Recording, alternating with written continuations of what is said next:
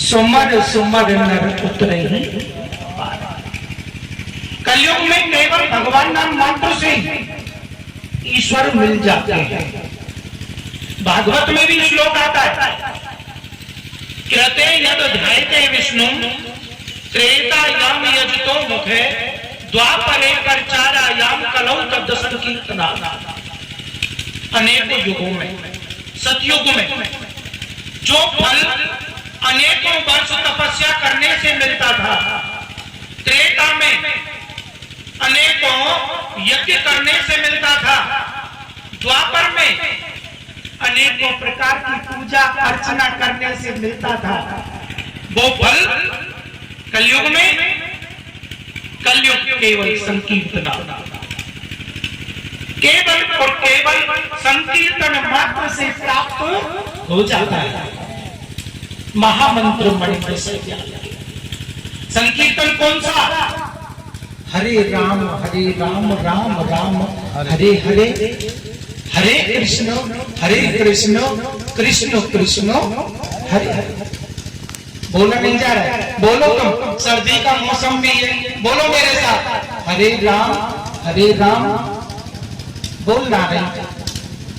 सबरी सुस्त बैठी है, सर्दी का मौसम है, हमें भी लग राम भजन बिन सुनो खगेसा। ये वैराग्यमयी बात है। भागवत आपने बहुत बार सुनी होगी, माता बहनों भाइयों बुजुर्ग विद्वानों। राम कथा में मन लगाना बड़ी टेढ़ी बात है व्यास जी। राम कथा में, भागवत में कृष्ण कथा है, कल भी बताया था। राम कथा में जीव को, प्राणी को जैसा राजा होता है वैसी प्रजा। राम हमारे गंभीर है, और गंभीर राजा की मर्यादा पुरुषोत्तम श्री राम की जब कथा सुनेंगे तो हमें भी गंभीर होना पड़ता है। इसलिए कोई बात नहीं, राम भजन बिन सुनो खगेसा, मिटे न जीवन केर कलेसा। जीवन में आपको शांति चाहिए, सुख चाहिए, तो क्या करना पड़ेगा? भजन करना पड़ेगा। बघेला जी, भजन के बिना जीव को शांति नहीं मिल सकती। मिटे न जीवन केर कलेसा। जीवन के जितने भी कलेश हैं, जिसको आज हम अनपढ़ लोग भी कह देते हैं, बोले बड़ी टेंशन है। टेंशन शब्द एक ऐसा चल गया, अनपढ़ भी बोलते हैं टेंशन बहुत है। दूसरा अनपढ़ क्या कहता है? नो हेडेक, कोई हेडेक मत ले। पढ़े लिखे नहीं है, लेकिन तुलसीदास जी उसको कहते हैं कलेश। कलेश, घर में कलेश हो रही है, क्यों होती है? तुम भजन तो करते ही नहीं हो। बेटा बहुओं में, परिवार में बनी नहीं रही, एक दूसरे में कोई हंसी नहीं रहा।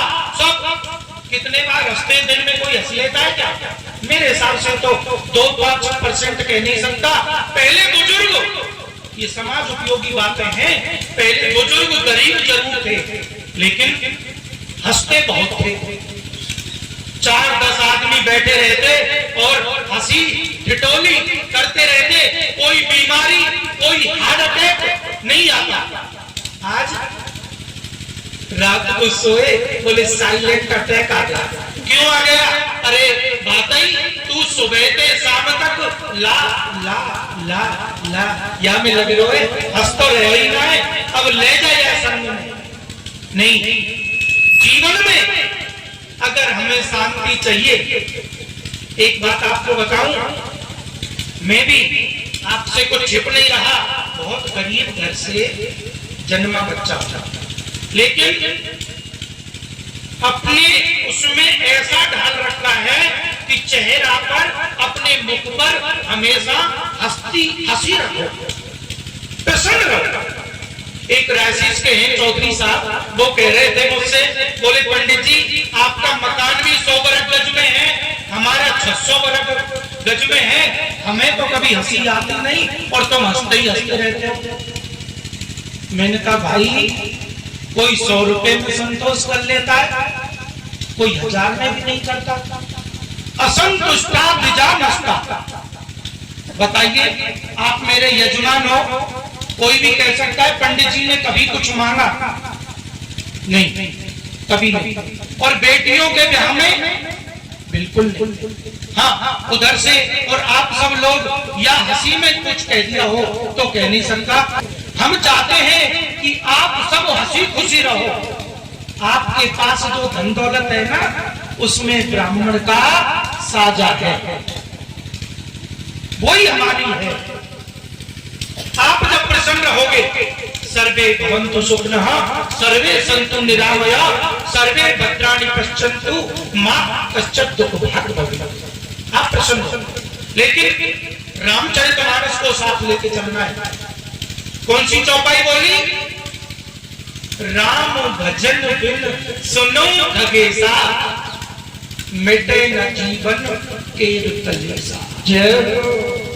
अगर तुम्हें परमानेंट कलेश मिटाने और हंस हंस के जीवन काटना है तो बस ज्यादा नहीं तो सुबह शाम राम राम राम राम सीताराम ये कहते रहो।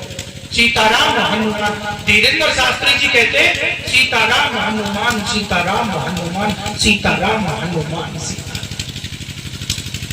मिटे न जीवन के कलेसा। राम के भजन के बिना तुम्हारी शांति नहीं हो सकती। चाहे पंडित जी पे पत्रा दिखवा ले, चाहे तुम सियाने के पास डोल ले, चाहे डॉक्टर को कितना पैसा दिया ने 100 सिर दर्द होए, पंडित भी बहुत मर रहे हैं,